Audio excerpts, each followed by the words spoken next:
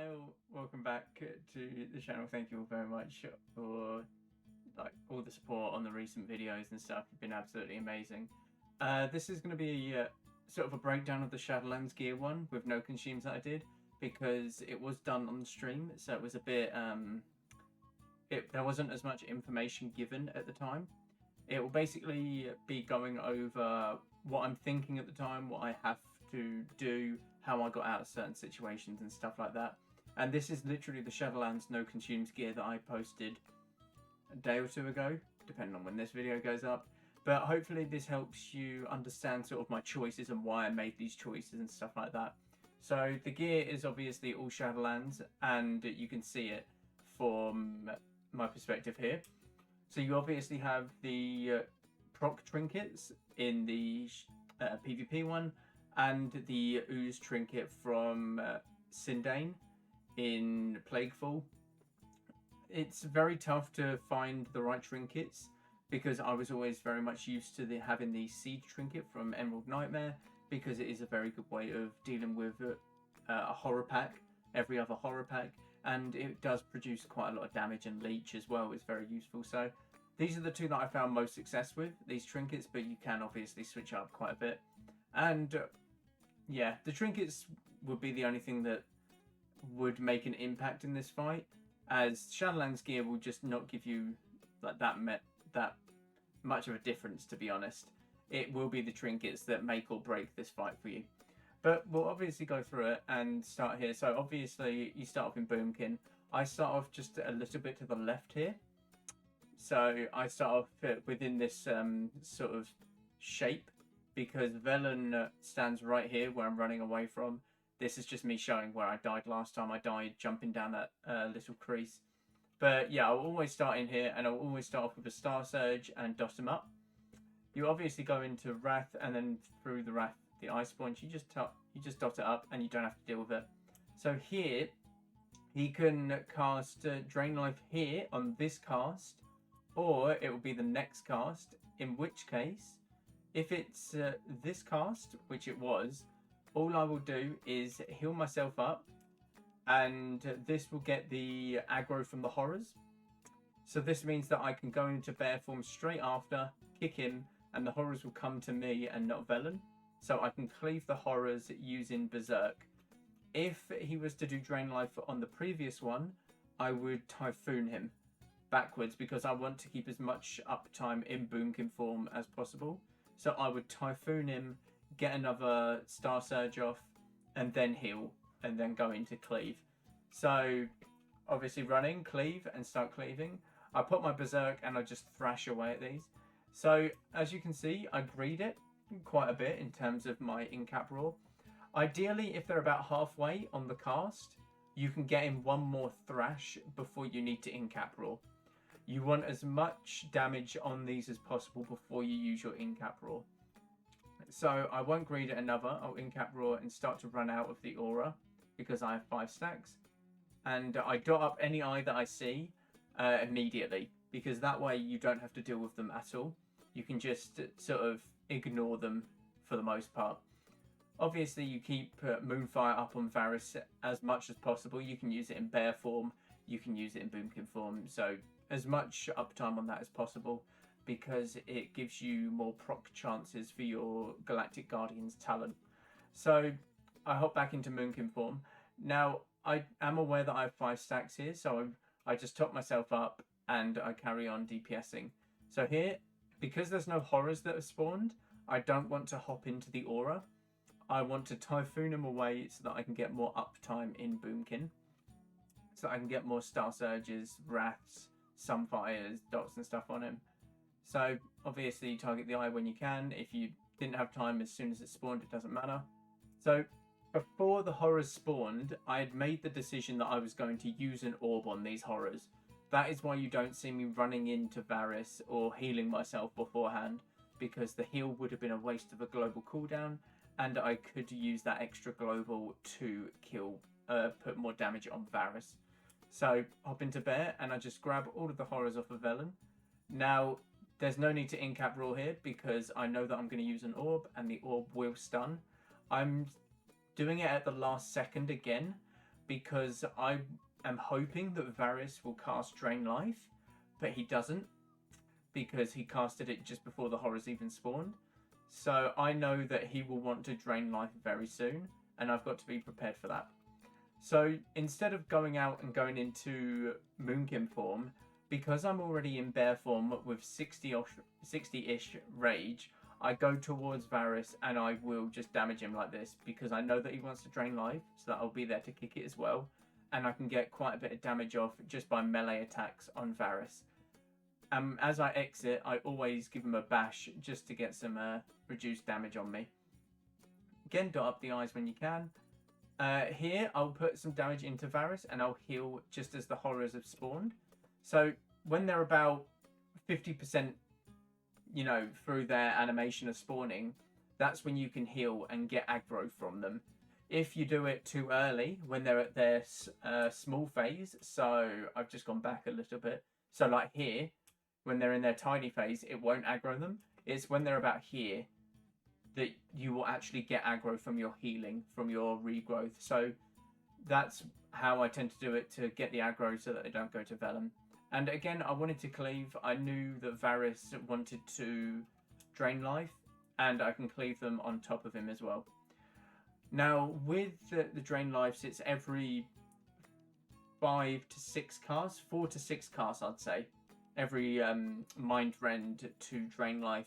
So you just want to keep a sort of mental check on that and sort of think, okay, he'll be casting it around about now. What am I going to do to deal with it? That sort of thing.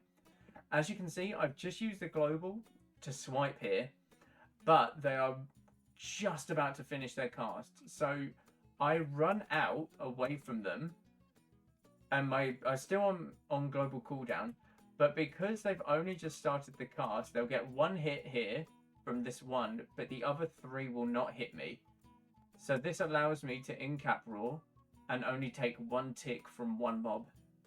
So the running out is very useful because you won't take like full damage from all of the mobs. And then again, you just cleave them down and finish them off as you were.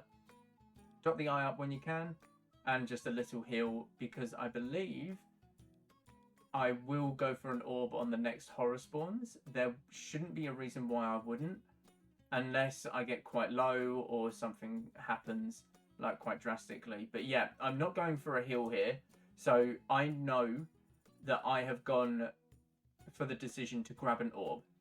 Now, obviously, I have Frenzy Regen if I need to. It's just down here. Frenzy Regen is a, oh shit, I need a quick heal, and that's a nice way to get the horrors onto you as well, because that healing will generate aggro on the horrors. So I'll run in, I'll just dot the eye, kick the Drain Life, and I'll head out. I popped a Frenzy Regen, as you saw, and the horrors are running to me. So that, you know, they're not just all stuck on Velen. Again, I want to greed as long as I can with the orbs, because I want as much uptime on the horrors as possible. And because I'm in bear form, I will just hop into Varys' melee range and just start hitting him, because there's no point wasting a global cooldown on going back into Moonkin form when you're already in bear. Again, a quick bash on the way out. So here, I could have committed to killing Varys, but I already have 6 stacks, and if you've committed to killing him and you've got 6 stacks, you're going to be going into Cruel at 8 stacks of this. So you'll have about 1000 HP. You don't want that. You want ideally no stacks of the aura when you transition to Cruel. When you get to about this stage as well on Varys' health, you don't need to deal with the eyes, because they do despawn when he despawns. So because the horrors spawned, this is the perfect time to transition, to be honest. For me anyway, it might be better if people don't want the horrors as you're transitioning. But I like the transition period for the horrors, because I know that I want to use an orb for this, and I can slow down his Annihilate cast with it. So I'll kite him around the edge when the beams come in. The Nether Storm isn't necessarily a problem. I'll in-cap roar that.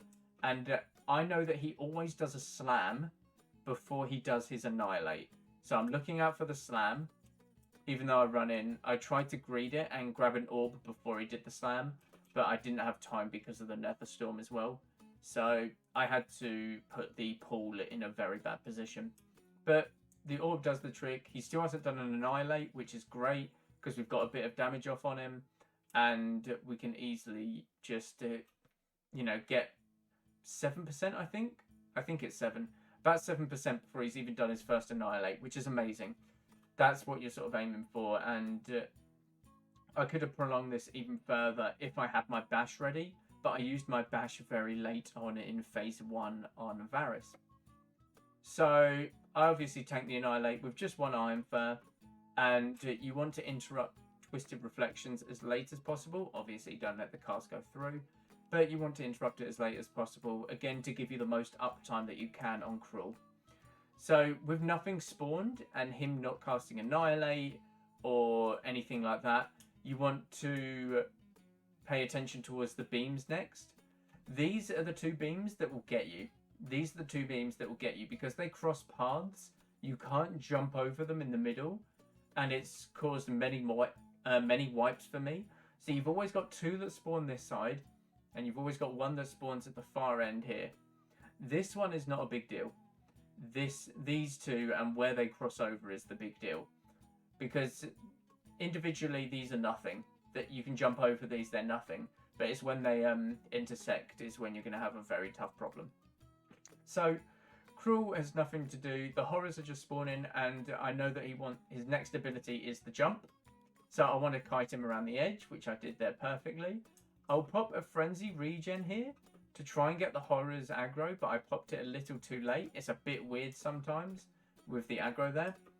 But I'll grab an orb, just cleave these horrors down, and I want to move away from Velen in case he spawns the orb on top of me. Now, I got hit here by the smash, which actually did kind of help me because it put me around the outside.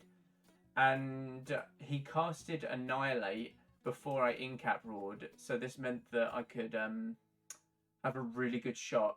Or I knew that he wanted to cast the Annihilate as soon as he came out of the incap roar, so I could pop my Iron Furs and my Barkskin. Again, the Stomp comes straight after the Annihilate, and the heal from Frenzy here did give me aggro on the horrors. Ideally, you want to use an orb per horror here, like as much as you can. Per horror pack is really good. I'm not sure why the quality's gone a little bit bad, but we just have to deal with it. So obviously the third Annihilate, I pop Berserk for that horror pack. Just to cleave them down, firstly, to get the Iron Fur stacks up and Survival Instincts, because there is a lot of stuff going on there that can kill you, so you want the horrors dead as fast as you can. Now, ideally, another thing, if you're running Incarn instead of Galactic Guardian, you can use and save your Incarn for the 4th Annihilate, because you have the higher HP pool and stuff like that. But I found it easier to use Berserk there because there's so many mechanics that overlap at that specific time that I found. And it's very consistent that they overlap at that time, that it's very good value for the spell there. So obviously the Twisted Reflection, we let it get as close as we can, and then we kick it without not greeding anything. So here I know that I'm in a good spot. I know he's 11%. I can tank another Annihilate. I just need to not be greedy with my HP at this time. So I'll be looking towards a Frenzy Regen, which I just popped. And I will be looking to get these horrors off of Velen and onto me. Now, he's got an orb, and I'm not going to greed the orbital. I'm going to pop it as soon as I can. And I know that he will cast a Stomp out of this, and he will go for an Annihilate. So there's the Annihilate. Now, obviously, I Survival Instincts, Barkskin, and Iron Fur. And I just have to survive. That's it. That's all you have to do. So you can in-cap roar it and be safe with the horrors, but you need to make sure that your defenses are up. I don't know why the quality is so bad. I'm really, really don't know about that one. Sorry. But basically, you're looking at this point, you can't see his HP as well, but he's about 3% HP here. Let me... Okay. I just had to check. The quality's so bad because there's so much stuff in the picture that it's sort of focusing on that a bit more rather than the HPs and stuff, so it's understandable, but yeah, sorry, there's nothing I can do about it. But he's very low here, so I know that there's an orb. I don't want to greed it at all. I just want to push for the kill. So I pop everything that I can. I pop all of the damage spells that I can, and I just pop the orb and DPS. I don't even care about the horrors at this point. I didn't even notice that they were casting around the edge. And yeah, that's sort of it, pretty much. Basically, in phase 2, you want to be as calm as possible. There's a lot of visual mechanics that can really mess you over, and they can really overwhelm you just because it looks like it's doing a lot. You want to keep a calm head. You want to know what's going to happen next. So before anything happened, I knew what the plan was. So I knew for the third Annihilate, I was going to pop Survival Instincts, Berserk, and Iron Fur. Yeah, I knew that already, and I knew that it would be with a horror pack. So the Berserk was there for the extra Iron Fur and to also cleave down the horrors at the same time. I knew during the transition that the horrors would come to me and I could cleave them as well as deal as much damage to the boss as possible at the same time. I knew right at the end I didn't have to greed anything. I could be very lenient with how I use my orbs. It's about managing everything. So you need to know when the beams are coming across, because you don't want to be anywhere near the center here. You want to be sort of kiting them around the outside. And then as the horrors spawn, you either get aggro using your frenzy regen, or you run into the middle to get them off of Velen, stuff like that. And that's when you're looking to pop an orb, when you're in the middle. But usually the beams will spawn at this time, so either grab the orb quickly and don't greed the time that you're stood in there, which I've done many times and been dragged away or into another orb and it's really messed the run up. Or you want to look at waiting until the lines pass so that you can grab the orb. Now this is a bit more dodgy as they can cast the Storm and they can kill Velen very, very quickly with it.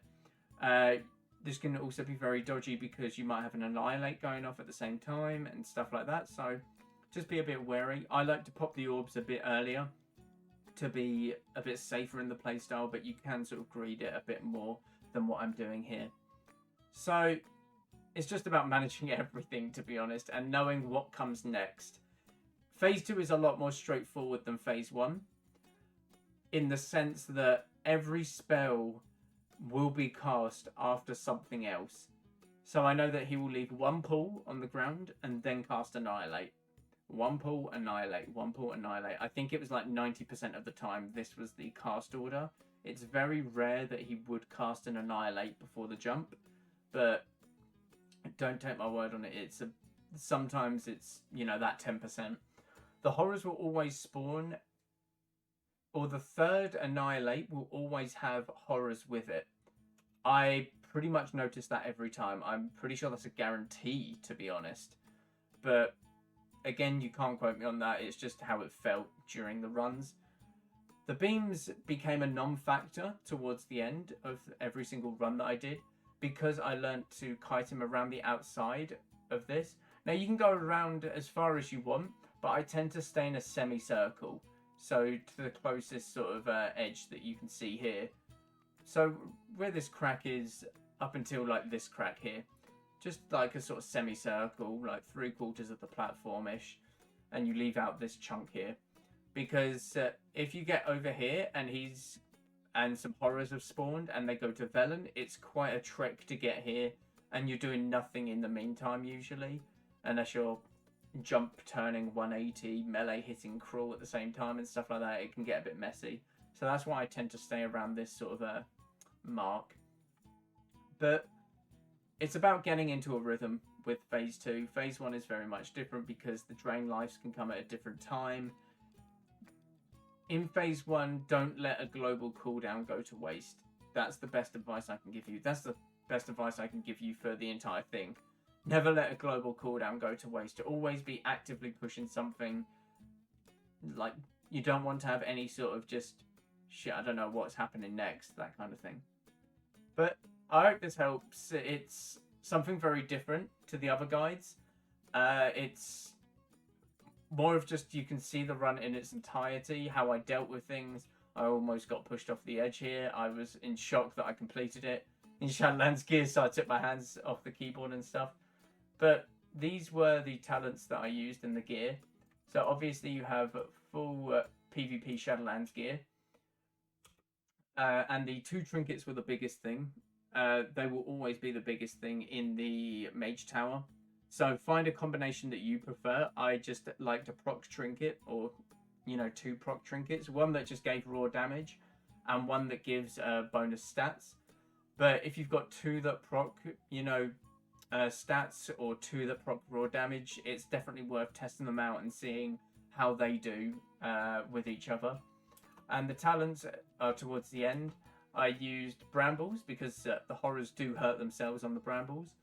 Renewal I use only in phase 2, mainly because I don't get knocked back as much because I'm constantly moving in phase 2 from the smashes.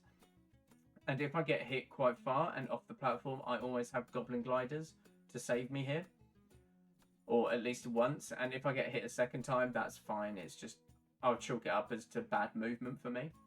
So renewal is very good as an on-demand heal if you're out of frenzy regens and stuff like that, because you can't spend a global cooldown using regrowth. So I found myself needing that extra heal, and it's very important for me because again, it can aggro the horrors onto you from Velen.